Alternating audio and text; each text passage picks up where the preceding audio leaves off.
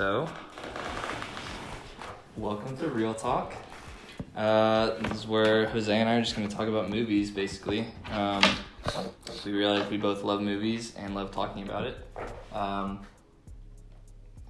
Specifically after seeing Joker back in October, we had like a really good conversation about just what we liked about it, which sort of led into other discussions of like just what we like about movies and what we think works well and stuff like that. And then you hit me up over Christmas break or something. Over the break, I was like, let's do a podcast. We should do a podcast. So here we are.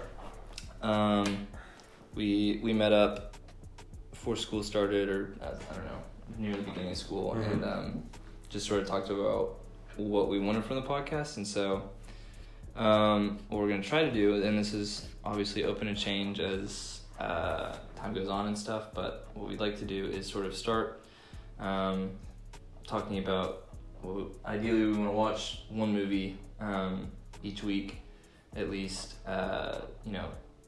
I think we should watch it not together, because I feel like if we watch it together, because if we watch it together, we'll just say everything we would say on the podcast. But separately, watch the same movie each week, and then talk about it, go through it, and that could be anything from like, oh, I liked this scene, or I liked how the plot like did this. It could really be anything, and talk about news, trailers coming out. Movies we watched that maybe came out a few years ago that we saw recently, or maybe movies that aren't very popular that we recommend. Really open-ended, very open to change week to week. But yeah, dude, you want to talk Joker? Yeah, let's do it. That's where I started. I watched it again on Thursday, Wednesday. Right? Was it Wednesday? No, it was Thursday. It was on Thursday. And it was my second time watching it, and it was just as good as the first. Yeah, I'm curious, how did that compare for you watching it a second time? Because when I saw it with you, that was my second time, and I think I honestly might have liked it a little bit more. Really? The second time? I remember both times walking out of there, I was like, Joaquin Phoenix is absurdly good in the movie. Yeah. And maybe we'll talk a little bit more about the Oscars later, but I think he's like a lock to win Best Actor next weekend. But the way he falls into it's such a weird character, because Joker, like the first Joker, I don't even know the name of the first guy that did it for the TV series. Like, but you know who I'm talking about, right? Alfred Romero? Yes, I think it's Romero. Yeah, so he did it, and then people were like, dude, there's no way anybody can do it better than Romero. And then came Jack Nicholson, and there's like, nobody can do it better than Jack Nicholson. And then comes Heath Ledger, and they're like, no way anyone can top Heath Ledger. Cesar Romero, that's it. Cesar Romero. Yeah. And now Joaquin Phoenix is also killing it as the Joker. It's hot question. Do you think Joaquin did better than Ledger, or do you think that, because I don't want to say they're not comparable, because every character is comparable, especially if it's the same character, but they're obviously different iterations of the Joker. But do you like Ledger's Joker more or Joaquin's more, or do you sort of take it separately? It's hard. So one is obviously the lead character, the other one is the supporting character, that being Heath Ledger. I would say every single scene that Heath Ledger was in The Dark Knight, he absolutely stole. Yeah. And this was Joaquin Phoenix's movie. Like, he was in every single shot of the movie. Yeah. So in that sense, it's hard to compare. But they were both incredible. And yeah. It's also a little tricky to compare, because Ledger's Joker is, in a world where Batman already exists, and it's Ledger, it's Joker versus Batman. I like this. I'm a fan, and I know you like Marvel too, and I'm a fan of like the joint movies, and like the joined universe. They've done it well, But it does get a bit frustrating when every superhero movie or every comic book movie has to be joined together. Yeah. And one of the reasons I was super excited about this Joker movie before, like when it first got announced, is they're finally making a movie, a superhero movie for the superhero character that is not like joined to anything else. Right. And I think that's part of the reason Joaquin Phoenix joined, because did you know he was in talks for Doctor Strange? Yeah, I did actually. And he was very close to getting it. Right. But he didn't because of the multi-picture deal. Right, he didn't want to get locked down because, like, I mean, you look at Chris Evans and he's been Captain America for 10 years now, and you've seen him in maybe like 2 or 3 other movies in that time period. Mm-hmm. And that has, you know, pros and cons because, like, digressing from Joker real quick, like, Chris Evans, like, did really well as Captain America and really, like, became that character, but at the same time, sort of like how John Krasinski with Jim, it's like when John Krasinski's moving to do more serious roles like Quiet Place and stuff, or Jack Reacher, it's kind of hard to see him as anything else but Jim Halpert from The Office. And so I think that's one thing Joaquin didn't want to do, because, like, he killed it as Joker, and I'm sure he would have done amazing as Doctor Strange, but had he signed on for Doctor Strange, he would have been locked down as he's a Marvel actor, and he's going to be a Marvel actor for the next, like, 5 years at least. Yeah. And with Joaquin, I feel like just given his, you know, filmography, I don't know if that's the right word, but, like, selection of movies that he's done, he always does, like, pretty unique roles and stuff that's not, like, franchise. And he sticks to more indie stuff. Yeah. Which I really like. I like that too, yeah. But yeah, even Chris Evans was, I think he turned down Captain America multiple times because of that multi-picture deal. So it's like, it's something that that gets actors really worried about. Yeah. Career-wise. Right. But yeah, back to comparison to Heath Ledger, it's super hard to compare the two. They're both going to end up being Oscar winners. I think it's awesome. Did you see when he won the SAG Award for Best Actor? Is that when he shouted out Leo? He shouted out Leo, and then he said, and I want to thank my favorite actor, Heath Ledger, or something like that, which was a cool moment. But yeah, I think it's same character, but very different roles. Right, exactly. But what are your thoughts on the Joker sequel? Because I know originally they didn't plan on doing it, but then when your movie makes $1 billion and everyone is in love with it, profitable comic book movie of all time, which is crazy, ridiculous. Yeah, because they had not a small budget, but like when you look at, you know, Endgame made, you know, $2.8 billion, but it also cost something over absurd. Probably close to $300 million. Yeah. Yeah, I mean, it was a no-brainer to make another one. I don't know what they're gonna do. I don't know where you go in the story. I want to see more of Joaquin Phoenix as the Joker. Yeah, obviously. I'm also not entirely sure if I don't think it's been confirmed that he's in it. Yeah, which is the weird thing. Because I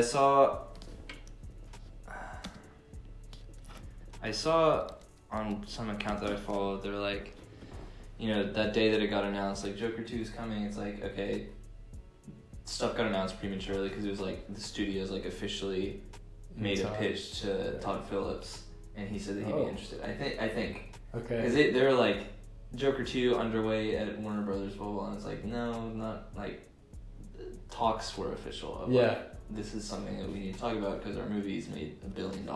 Yeah. But let's see, this is from Looper, Digital Spy, according to Hollywood Reporter.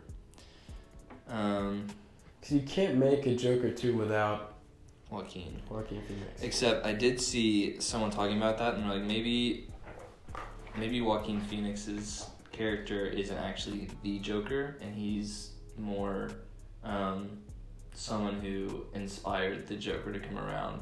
Because looking at the movie, everyone's wearing the clown mask and everyone's trying to be that. I mean, I think that's obviously a stretch, and that's someone trying to find a way for Joker 2 to happen without Joaquin.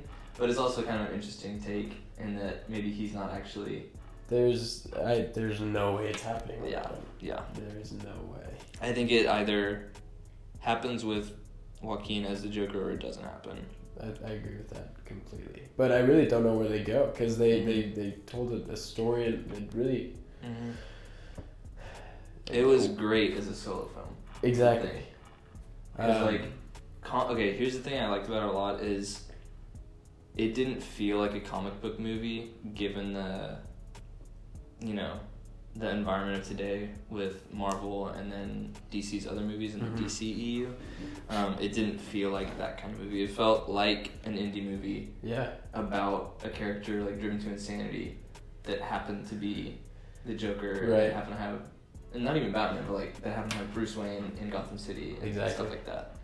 And it had, I watched it with two of my roommates and we were talking about, it has some really strong themes about mental health and about how it is very overlooked. Right. Now, like, the services that were being provided were, like, canceled and nobody cared and he was no longer getting the medication. It's like,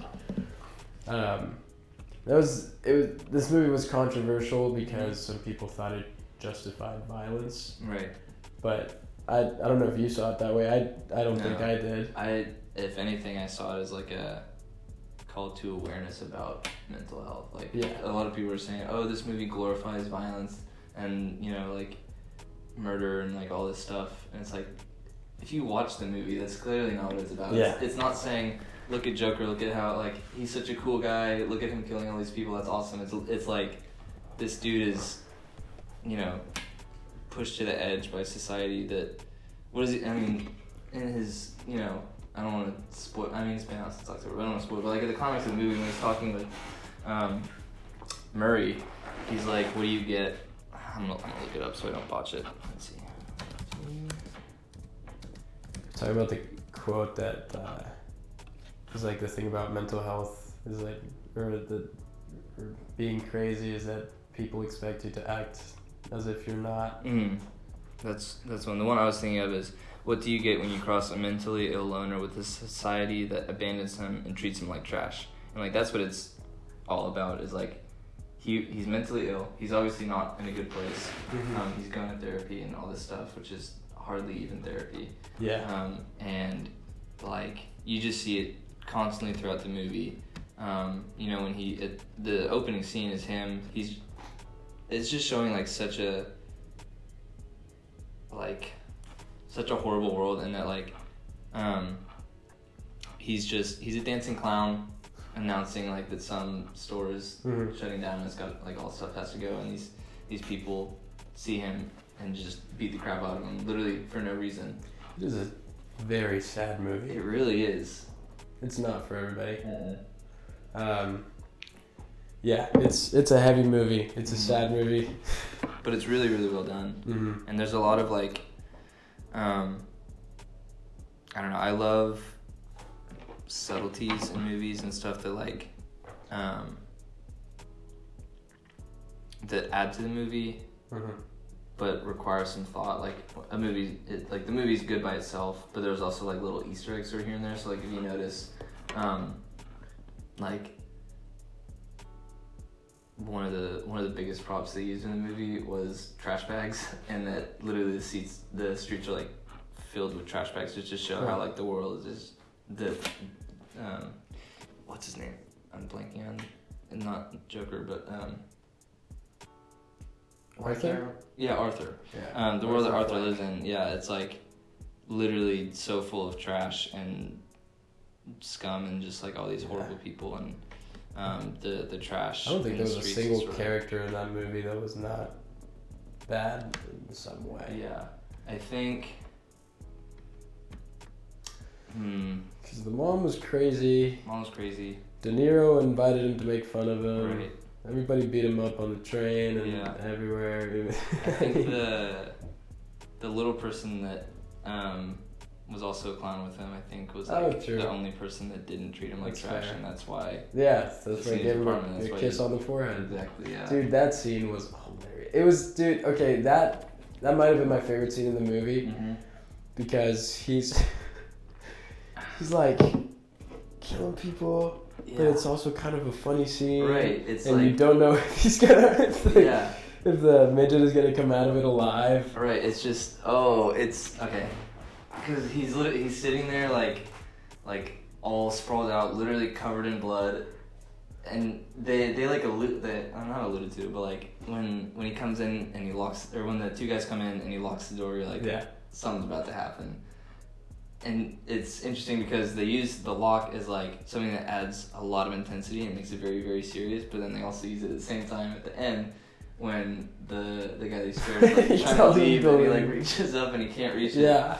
And you're like, this is either gonna be really funny or really, really bad. I thought it was gonna be bad, and that he was like so psychotic that he was like that he knew he wasn't gonna be able to reach it, so he told him to go knowing that he would kill him. Ended up not. Right. But the whole time, that whole scene, you're like, is he or is he not going to? And it's a great scene. Yeah. What was I gonna say? He was also, that was when he's just got the white paint on his face, and he's got both of his arms like extended out, and then he like looks up, and he looks so creepy, dude. He looks super creepy in that. Yeah. I don't know. Also, he got his body to look so creepy too. So distorted. Like when he's this shot always stuck with me from the like time they released it in the trailer. But when he's in the clown, office or whatever. Yeah. And he's like just stretching his shoe, tightening his shoes, and like one of his shoulders is like all out of proportion, and it just he looks. He did everything in his power. Mentally. Yeah. He dedicated himself to the role. I'm also impressed how fast he got back to, like, even being a little chubby. That's true. Like, by the time it was press, like, he was back to regular. No, you're right. And do you ever watch those round tables, like Hollywood Reporter round tables? And it's just like, they get all the directors that are nominated for something, they get all, like, the lead actors. That's cool. It's really cool. They're, like, about an hour long, but they're fun to watch. Yeah. And Todd Phillips, they were on the topic of reshoots, and Todd Phillips was there, and Scorsese was there, and the Marriage Story director, and all of them. And they were like asking him if he did reshoots, and he's like, I never do reshoots for any of my movies. And then he said that, especially this one, because it was hard for Joaquin to keep his weight down. Yeah, because he was so skinny, and he's not in real life. Yeah, if you see him in the interviews, but. Yeah. Dude, it just added another level of just... It didn't, like I knew there was Joaquin Phoenix, but every other role he's been in, he's, like... Yeah. He's been, like, his normal build. And it's... Yeah, it's always impressive when an actor, like, dedicates himself that much to the role. But also it doesn't go as far as, like, Jared Leto in The Joker, where he, like, sent pigs' heads to people. That I don't like that. That's just weird. Christian Bale takes it too far, too, man. Like, I think... Right? With that, I think he takes it too far solely from the point of I worry for his health. For his health, yeah. That's not good for him. They go from the Machinist. Oh my gosh! If you look at pictures of the Machinist and then look at where he was in Batman Begins 6 months later. Well, that's insane. I don't know how he did it. Yeah. And then he went to playing Dick Cheney in Vice, and he was huge in that. And then he went back for Ford v Ferrari and got super skinny again. I think he said that he's done doing that kind of weight manipulation. I think because his doctor was like, dude, you gotta stop. You're gonna die. Yeah. But I think Joaquin making this one exception is okay. Yeah. The last thing I want to bring up is that most people don't know that the director of Joker is also the director of The Hangover. Yeah. I hadn't. I always like when I find a new director, and then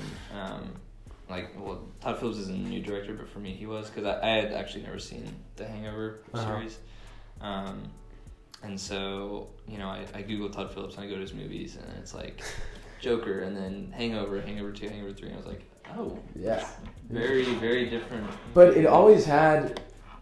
People were always excited for Joker, not because of Todd Phillips, but, Scorsese was in talks to, be the producer. And I think he was the producer for a while. And it had a very Scorsese feel. He has the King of Comedy and Taxi Driver.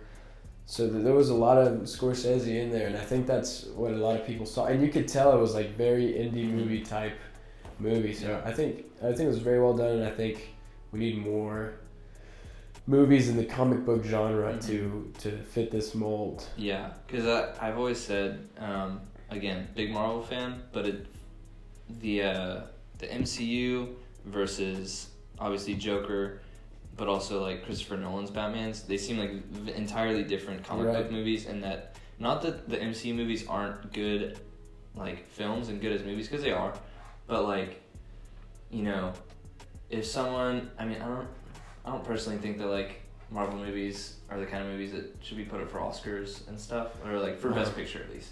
Because definitely for, you know, other things in the Oscars categories. Black Panther was last year. Yeah, so I mean, I could see that, but like I'm very much less surprised that Joker's getting put up for Best Picture, or that Dark Knight did that get put up? I don't think Dark Knight was nominated. It either was put in there, or it wasn't, and it was controversial. But that was at the time where they only allowed 5 movies to be. Really? To be up for Best Picture. Now they can do, I think it's up to 10. Really? Maybe? Yeah, it's kind or 9. I think this year's 9, but it can be up to 10. But yeah, I don't know if. Oh yeah, that was Slumdog Millionaire got the Best Picture there. Okay. Anyways, that was 2008, 2009, 2008. 2009. It was in 2009, so I guess for the year of 2008.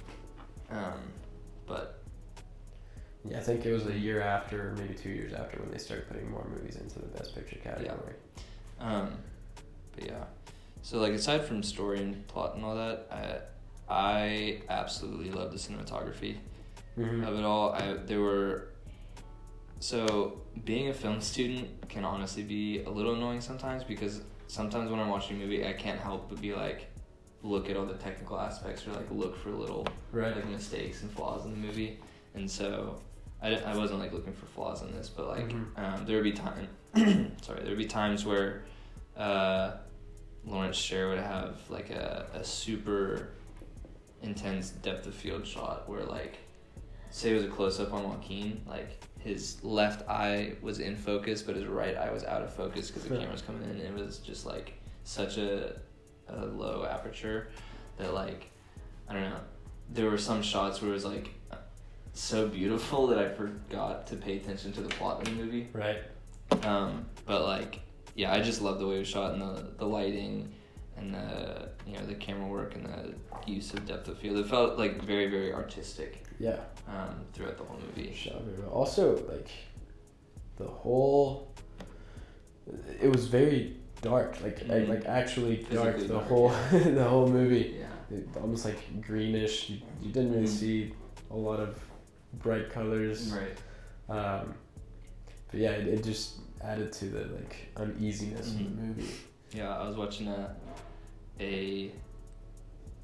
bit where Lawrence Sher was talking about the lighting in the movie and stuff like that, and he said there's one time, it's not golden hour, but it's like right around golden hour where I think it's right after golden hour, so the sun's gone down but it's still light enough outside to shoot, and it's like everything has sort of a blue tint to it. And he said there was one day, I think, when they were doing the stair shot where he was walking up the stairs for the first time, and he had, you know, the skies in the background as he's walking up the stairs like this, and it was like it's a very short time frame, just because lighting and cameras, it's like very, very specific. And he said that they've been having trouble, or like, I don't know if they're doing like cloudy or something, but there's like a little bit of a delay, and then he's like, it clears up, or like he's ready to shoot, and he goes to shoot, and everyone's like on lunch break and they all have tacos, and he's like, I thought it was funny, he's like, no tacos after dusk. And so I have that in my Instagram bio, because he's like, they were shooting for a very specific time frame, and the catering company had like been like, well, I guess it's dark, so we're not shooting anymore. And so then they like brought out all the food and stuff, and so wow. But yeah, he was talking about that, and that that's one thing he wanted to focus on, was getting unique lighting for the film to make it like dark, because I think the only time it's like actually daytime Or like when it is like actually daytime, like when he's stalking the girl on her way to work, it's like cloudy and overcast and stuff, so it's darker than normal. And I think, I might be wrong, but I think the only time it is actually like clear skies and like clear blue skies or whatever is when he's on his way to the Murray show before the cops see him. So like where he's dancing on the stairs. Joker. He starts running away. Yeah. Let's see. Honestly, even then it's like kind of overcast, but it's like much brighter than the rest.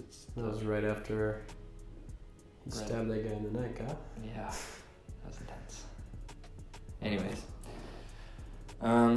those stairs have become like a tourist attraction. Do you know about this? Mm-hmm. Yeah. I heard. Let's see, where is it? The stairs? Yeah. New York, New Jersey, maybe. Joker stairs. But I remember I was reading somewhere that the people who live there are like kind of fed up with it because everyone, it's in the Bronx. Yeah. Yeah. It's pretty fun. But all the New Yorkers are like, please leave the stairs alone. Like I actually like need to use them like to get to my house. Yeah, dude. So it's the most Oscar-nominated movie of the year with 11 nominations. Some people think that because it's the most nominated, it's going to win Best Picture. Mm-hmm. I don't think that's going to be what happens. I wouldn't be too surprised if Joker won. Mm-hmm. But I named probably 3 or 4 movies that I think would win it before Joker. But one of the things, the score, the music for that movie, the violin, like the dancing, like the bathroom scene. The bathroom scene, yes. Do you know the story behind the scene?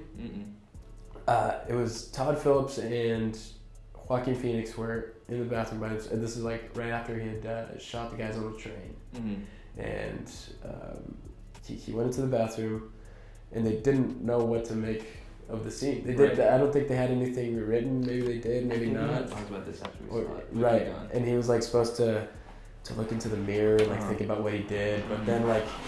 Talking about it for a while, they couldn't come up with anything, and then Todd Phillips plays the music from his phone that the composer had just sent him. Yeah, because they did the score before the movie. They said it was a little weird. Yeah. It worked out great, but he played it from his phone, and then Joaquin Phoenix just started dancing. He's like, all right, this is the scene. And he just started, it was just them two in that room. Really? No crew, no anything, just them two. That's so cool. Yeah, I was about to say, one of the things that stood out to me in that scene is working with mirrors is always tricky.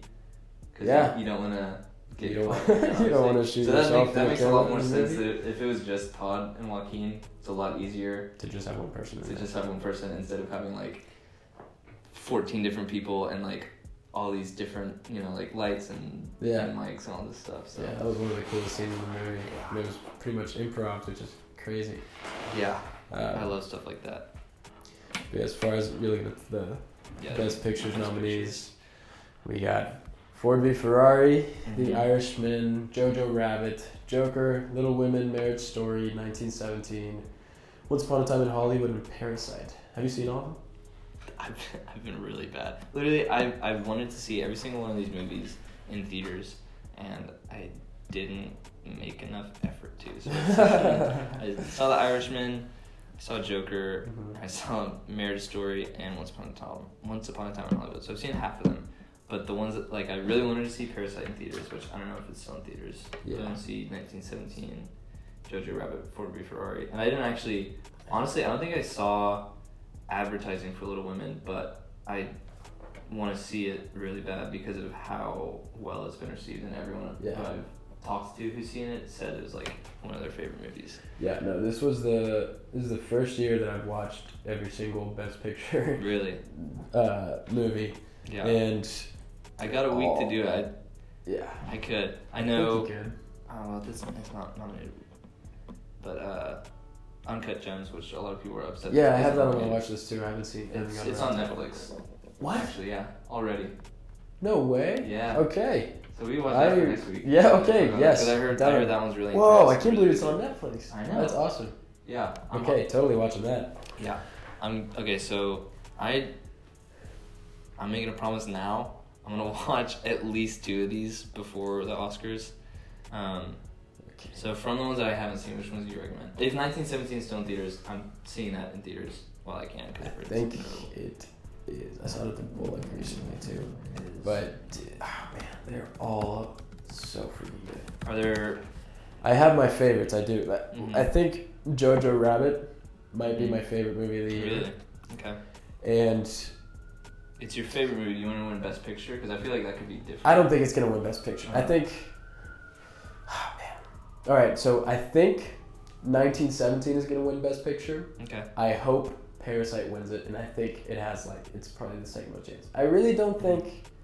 I've heard some people say Once Upon a Time in Hollywood is up there.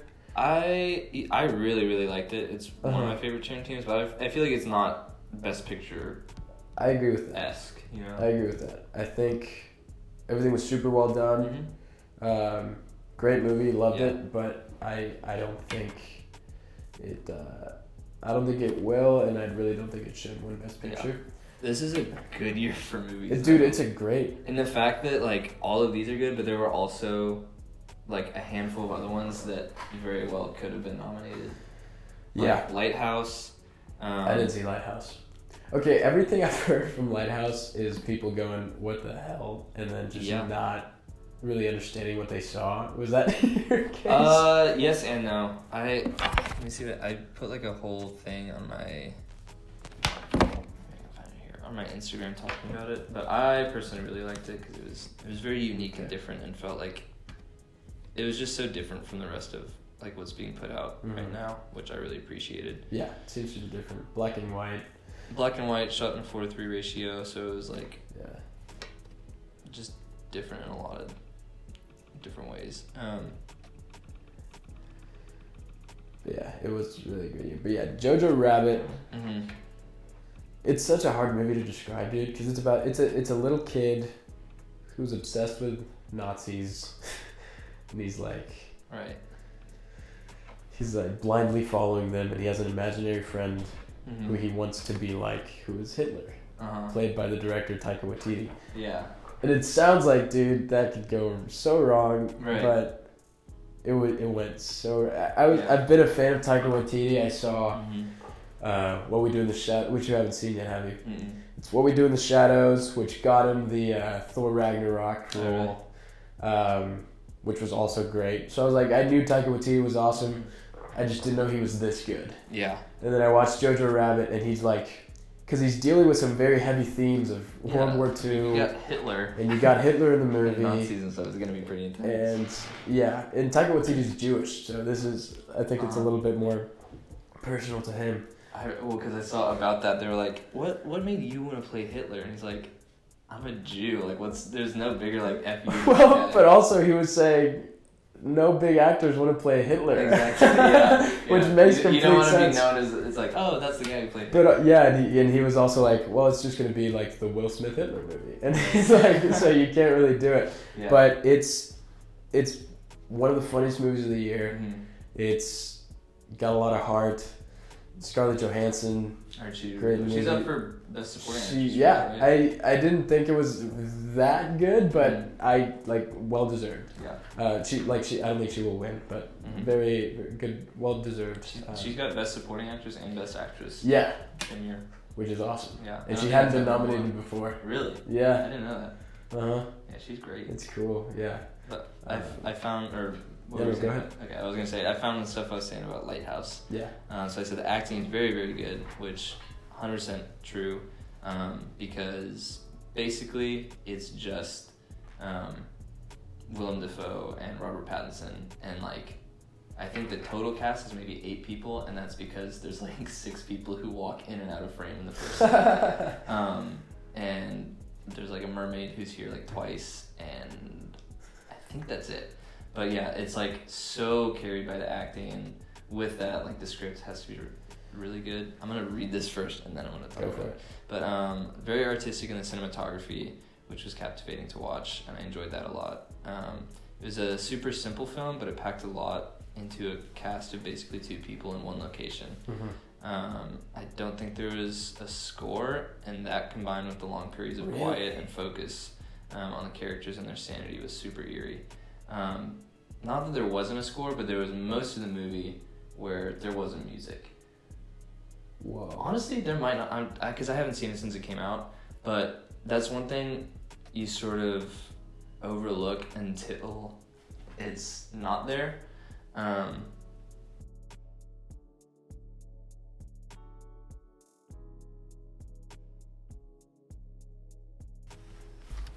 All right, well, okay, so battery died. That's on me. Should have charged beforehand, but actually, I think we went through a pretty decent amount of battery. We've just been recording for like 40 minutes straight. Yeah. But I'm not sure where it cut off last, but we were talking about Lighthouse a little bit. Might have to get into that next time because I want to be able to like actually wrap it up. But is there anything else we need to talk? Oh, we're gonna do most anticipated movies of the year. That might be better to do for the Oscars week next week. Yeah. We can talk about. We can talk a little bit more about the Oscars, which also pretty sure all of that was caught, because I think I subconsciously saw it. I feel right. I feel like I heard. Yeah. Something. We'll see where it cut off, but hopefully it was pretty much when we caught it. But yeah, so let's see. We're gonna watch Uncut Gems this week. Okay. We'll talk about that next week. I'm gonna watch 2 more of the Oscars movies this week, so we can talk a little bit more about that, because we'll be shooting this before the Oscars. Okay. And then we'll talk about our most anticipated movies of the year as we're sort of in the beginning of it. I don't think any of them are coming out this week. Birds of Prey might already be out, actually. Comes out the 7th. Yeah, so on Friday it comes out. Okay, so they're doing a free screening on Wednesday, by the way, at the Union. That's right. So we'll probably watch that. I think I might. Yeah. Anyways, and we'll talk about more movie trailers. I wish we had more battery, because dude, we've been going for 40 minutes and I could talk for another hour. I know. We stayed on the Joker for a while. Yeah, and that's good, because we got. Yeah. Clearly this is working. We got content to talk about. There's always new trailers coming out, new information, new casting stuff. But yeah, I think I want you to watch the Fast and Furious trailer. We're gonna talk about the ridiculousness. Yeah. I saw Vin Diesel caught a car. He caught a car. Oh, he caught a car. Someone said as soon as Paul Walker passed away, they went from stunt drivers to superheroes. They've been on that for a while. Remember when The Rock caught a missile and redirected it? Yeah, I don't know if I watched. Dude. I'm not gonna say that I haven't watched any of them, because I think I watched a few of them, but I'm like. I will say, the one where Paul Walker died, and then they did like a homage to him at the end of the movie. That was great. That was a really good movie. But they've gone so overboard with the ridiculous. Physics does not apply. Dude, okay, there was one scene in the trailer where there's a car on a bridge, and they're going on the bridge, and then the back of it falls off. So the car's still on the bridge, but the bridge is falling, and somehow the car is still going up the bridge. Interesting. Perfect sense. That works, yeah. Alright, well anyway, so what we're going to try to do is, like I said at the beginning, we're going to try to do movie of the week that we did. We'll have sort of a discussion like we talked about the Joker today. And then we'll talk about, upcoming movie trailers, talk about those a little bit more in depth than what we just did. Talk about news like casting, directors, adding projects, producers, stuff like that, so that we see. And then sort of like a random one. So like next week we'll talk about, like, since it's still the beginning of the year, we'll talk about our most anticipated movies of the year, what we're looking forward to, why we're looking forward to them, stuff like that. And then I don't know if we want to do this regularly. I kind of want to do we might actually do this when we talk about the movie of the week, but we could do Us vs. Rotten Tomatoes. where we, compare and contrast our views with Rotten Tomatoes, because Rotten Tomatoes can be a little whack sometimes. I like that. Well, we can do it with Joker. Joker, I think, was 77. That is atrocious. No, it was 60-something. 60-something for Joker on Rotten Tomatoes? 69, I think. Let's see here. Which, absurd. I think I gave it like a 9 out of 10. Mm-hmm. Yeah, I got it too. It's hilarious when the critics are like, yeah, so this movie, it's a little bit of a disaster, and then it makes $1 billion. 68. 68. The audience score was an 88. That's more believable. I think it's also a touchy subject, so that's probably why the audience score was also a little. Well, I mean, not that 88's bad, but right. It's just. I think some of these are factoring in stuff that has nothing to do with the movie and something outside of the movie. Yeah, exactly. Just judge the movie for the movie. But yeah, leave the expectations at the door. Judge it for your own. Exactly. Stuff, but yeah. So I gave it a 9 out of 10. What do you get? I get 9 out of 10 as well. 10, yeah. If it's like, honestly, for me, I think it's pushing 10. I need to watch it again because I haven't seen it in a couple months, but I think it's one of those that for me pushes 10 just because I thoroughly enjoyed it. Yeah, it's all the way through. It's great. And I enjoyed like all aspects of it: score, cinematography, acting, script, all of the above. But yeah, I think that might just about wrap episode 1. Sweet.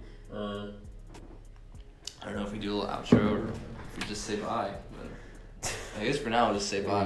We'll figure that out later. We should just turn it off. We'll see y'all later. Score. Good work. Dude.